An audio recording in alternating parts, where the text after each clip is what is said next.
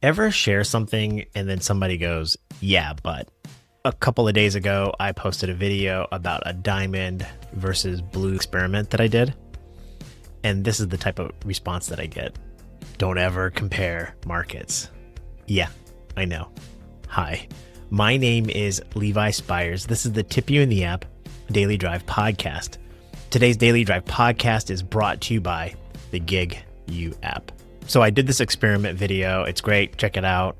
But I get a lot of these type of comments like, not in my market. And I understand. Let me read what Chicago says here. He goes, great work, sir. Thank you. But please don't compare your market with others. Chicago market is so saturated with drivers. Every city is different from each other. Yeah, I understand. Every country, state, region, city, neighborhood, car, driver, time of day, situation, every single ride, everything is unique. Everything's unique.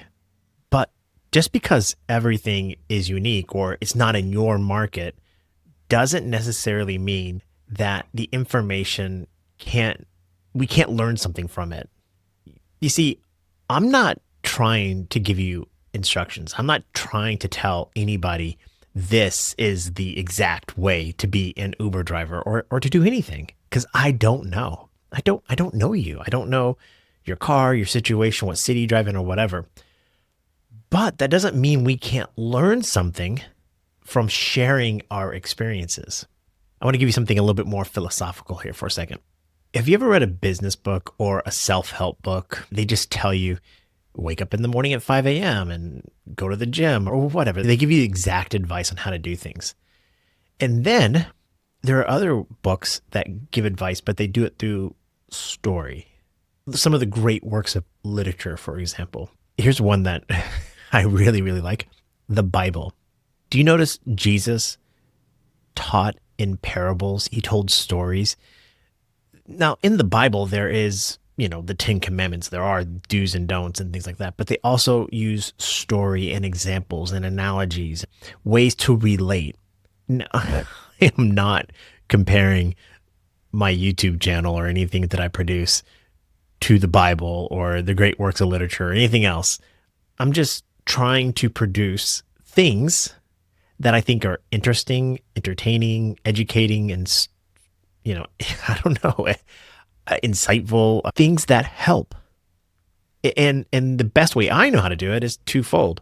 Number one, I really, really enjoy data. So I love spreadsheets and doing experiments. So sitting there parked with Zeke, I think we had 404 Uber rides that we declined, and putting all that data into a spreadsheet and then producing a report that basically said a couple of key things. We found that the 5% difference between pro, the diamond or gold or whatever status, and the blue status is real. And me and Zeke went into that experiment not believing it. We thought that every single Uber driver got not the exact same. Every single Uber driver got unique offers, bad rides or whatever it might be. But we found that not to be true. Zeke and I, even though he was a blue driver and I was a diamond driver for this experiment, we got the exact same trips. We got the exact same fares, the exact same miles and times and distance. We got paid exactly the same, except I was a diamond driver, so I got the 5% more. Nowhere in that video did I say, this is what you should do in Chicago or Charlotte if you're driving Uber XL or you're doing Uber Black in New York City. I don't know, but it still helps. What I really want to express is intellectual curiosity, learning from other people's experiences. That's what I'm trying to share. And sometimes I share, like I say, through data and experiments, but I also like to just talk about the experiences, the stories of being a rideshare driver. There are tons and tons of Uber gig work channels out there that tell you exactly how to cherry pick or do whatever it is you need to do to make money. That's not really truly what inspires me. I mean, the data and the experiments are fun and interesting, but what inspires me are the stories. Now, let me give you one. A couple days ago, I did an Uber ride and I picked up a mom from the night shift. She was working the night shift, forklift operator, just a really lovely lady. She's working the night shift, but she's more than a mom. She was a grandmother. But she had to get home in time to wake her children up to get them off to school, the ones that are still in the house, and then go to sleep because at a certain point in time, the grandchild would be coming over and the kids would be coming home from school or whatever. And I don't remember the exact details, but I was just inspired by her hustle, her level of effort, the hard work she's doing, working the night shift as a forklift operator, having she's catching Ubers because her car broke down. So, but that level of effort to have her whole day structured, not about her personal entertainment. She works, she gets the kids ready, she goes to sleep, she gets the kids, receives them when they come home, and probably makes dinner and does chores or whatever. And then she goes back to work. Her life was about serving others. And we see that so much with parents. I know my wife does a very similar thing. My wife is so much about other people and caring for me and my children and my granddaughter and soon to be next granddaughter. Her whole life revolves around that schedule. Where my life revolves around me. I'm pretty selfish. My life revolves around how can I entertain Levi. But yeah, so when I share these stories or I produce these data, I'm not trying to say, here's an advice. Now, there are other drivers out there, people kind of like me, former accountants or economists or people that just love spreadsheets and data, and they send me their data. I'll be honest with you, I can't look at it all. I want to, I really, really do. I want to look at your spreadsheet.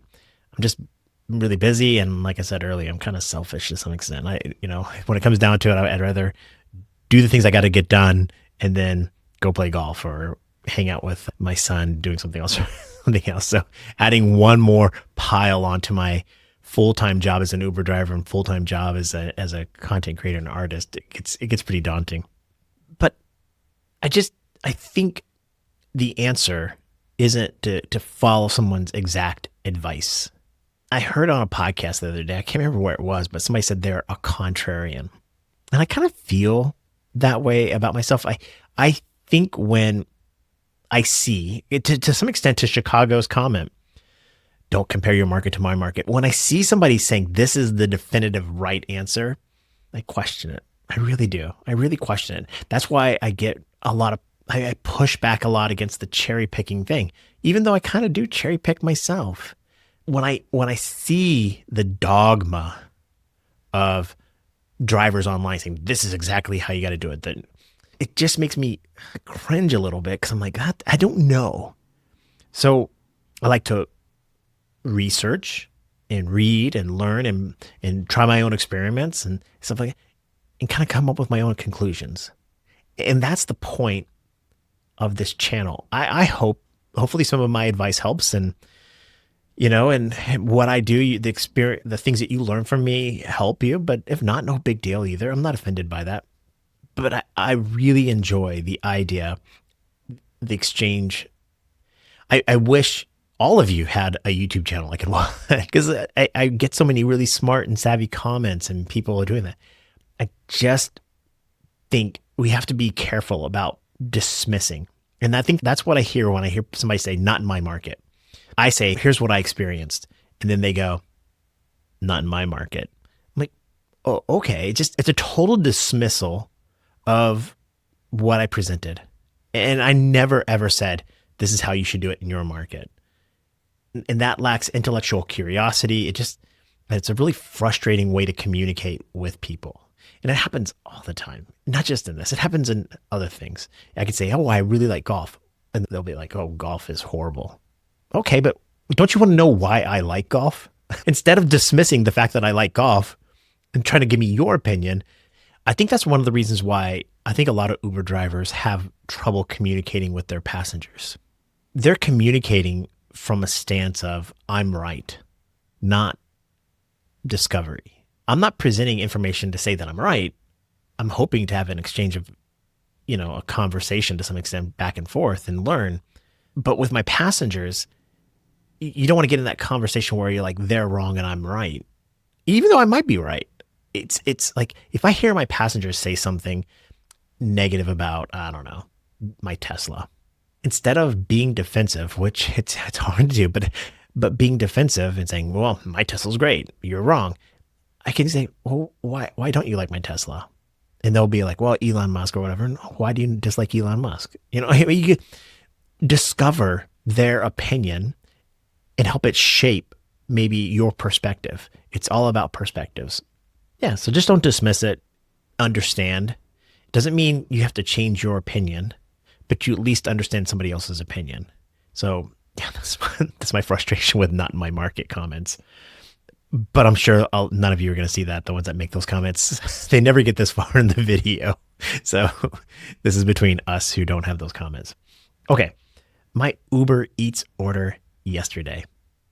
Was it yesterday? Maybe it was the day before yesterday. I don't think I did any Uber driving yesterday. Okay. But the day before yesterday. Okay. This is a long story, but you're going to love this. This is mind blowing. I was at my house and I don't know, I'm addicted to Uber. So I opened the Uber app and the first thing I see is right around my house, there is an $8 surge. Nice. I got nothing else going on today. I turn the Uber app on and I go online and I sit for about an hour, not getting a single ride. That's not true. I did get one order that I thought I could get. It was a trip radar and they didn't give it to me. But then about an hour went by and another ride came in. I live out in the middle of the country. That's why I'm not getting rides. But for whatever reason, my little village has an $8 surge, whatever. So I go ahead and go, oh, you know what? I did get a ride and it was a really good one. $18, and so I drove all the way into Manlius, completed this ride for $18. It was an Uber priority. And then I was like, I'm going to go home. And on my way home back to my little village, there was an Uber Eats order for like $27 to go to Starbucks and pick up an order. Nice. I was like, nice. This is good. So I turned my car around. I'm going to go pick up the Starbucks order because it goes back to my house. So I go to Starbucks and I get to Starbucks and it's one of those Uber Eats orders where the order doesn't exist. I'm like, I asked the people at the counter and they're like, nope, this Eats order does not exist. Okay. So I text the person and I call the person saying, your order is not here, but they don't answer the phone. They don't answer their text messages. And I'm like, well, what can I do? So I look at the order and it was for one croissant, a warmed chocolate croissant. I was like, can I buy a chocolate croissant? So I went and bought a chocolate croissant, a warmed one, and they bagged it all up and they put a sticker on the bag and they sealed it all up. And I drove to the place to drop it off and I arrived and the lady was like, I think I already got this. And what she had did was she made 2 Uber Eats orders. She bought something like a coffee, then forgot, I want a croissant too. So she bought a croissant, the second order. So 2 orders were on the counter, but some Uber Eats driver must have grabbed both, but only cleared his order, not the other one or her, whatever. So I said, well, I bought you this croissant because I wasn't sure if you got it. I tried to reach you and whatever. And she's like, that was really nice of you. And so I went home, I got paid by Uber, and then she added an extra tip and I ended up making like $34 on that. So in a span of about an hour and a half, give or take, I got an $18 ride and a $34 Uber Eats order around my house, which is mind blowing. All that to being said is I just think about that order from the customer's experience. What if somebody went in and grabbed that Uber Eats order and never delivered it? I don't know. But the order still exists. Got to clear the system out somehow. And I was like, it's just a $4 croissant. What can I do? It ended up generating $34 in revenue, the cost of the miles and whatever it is, what it is. But that was pretty cool. And there you go. Questions. Kathleen says, is it really better to get more exclusives if they come in for 8% less than the trip radar? Kathleen, I don't know. I don't think so. What she's responding to is that diamond versus blue experiment. which, by the way, shout out to GigU. If you're not familiar with GigU, GigU is an app you can download onto your Android phone, and GigU does all the calculations for you. So it doesn't matter whether you're getting 5% or 8% or anything like that. It just tells you that based upon your criteria of what you revenue and or your costs, if that ride is profitable or not. Red for don't take the ride, yellow maybe, green it's a great ride. Hit accept on your own. The app doesn't do that for you. You have to still accept the rides. You take the ride you want. But back to Kathleen's comment and question, I don't know. I think it could be profitable to get 5% more. Like hypothetically, if you are earning $100,000 a year in revenue, she said 8%, but let's use 8% for now. If you're generating $100,000 a year in revenue as an Uber driver and you get an extra 8%, that's $8,000 a year. That's good money. I think ultimately what we're all getting at is it worth it to take low paying offers to get high paying offers? And to Chicago's comment that originally kind of started this whole podcast, I don't know. It depends. There are times, I think on Monday or Tuesday this week, I took a ride that I didn't really think was really profitable, but it got me to the other side of the city. So I just took it. Because I was going to sit in that other part of the city that I didn't want to sit in. And I just said, I want to get back to the place I want to be. It wasn't a horrible ride. It wasn't a banger either, though. It was just a whatever ride. And I took it, and I got back to the side of the city that I wanted to be on, and that was good. So is it worth it? Is it better? I don't know. And then the idea of getting better, more exclusives, I think that was the other part to your question, Kathleen. I don't know if exclusives are better than Trip Radar, except if you are a blue and you get a lot of Trip Radars, sometimes you'll see bangers come in and you won't get them because you're a blue and a diamond could get them. So that'd be the only benefit, I guess. Data asks, Levi, have you ever gotten 100% of the ride fare? Well, I guess on that Uber Eats order, I got more than 100%. I got a way more than 100%. Roxy says, do you know there is a built-in twist tie in those bags?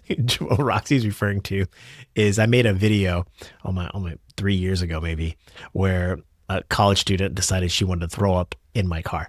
Thankfully, I had those blue vomit bags. Check them out. I think I'll put a link up here. Go buy. If you haven't bought those, just buy them. They're like $8 worth. Once you buy the bags, I bought mine 3 years ago, and you never need another thing anymore. But no, I did not know there was a zip tie on those bags. Shout out to Red Tiger and these barf bags and GigU and Lace Fit Mats, to all the sponsors. Please find the links in the description for those sponsors. I really appreciate it. Drivers, I have a Thrive membership where you get exclusive content here on this channel. And in addition to that, I give you early access to some of the videos. So it'd be great if you paid for it. If not, it's $3, whatever. If not, it's no big deal. Join the free Facebook group. It's free on Facebook. It's called Tip You in the app, just for drivers only. It's fun. It's like a little water cooler. I really like joining in the conversation there. Last year for 2025, I was kind of getting down and stressed about Uber, trying to game the system as well as I could. Maybe I made a little bit more money, but it just got really frustrating and hard. And so for 2026, I'm trying to have fun. I'm trying to enjoy the gig more, and hope you find this content aligned with that. I still want you to make a lot of money. I really do. But I want you to be safe, healthy, and happy. Drivers, my name is Levi Spires, and I want you to know that I'm cheering for you. Be well. Bye.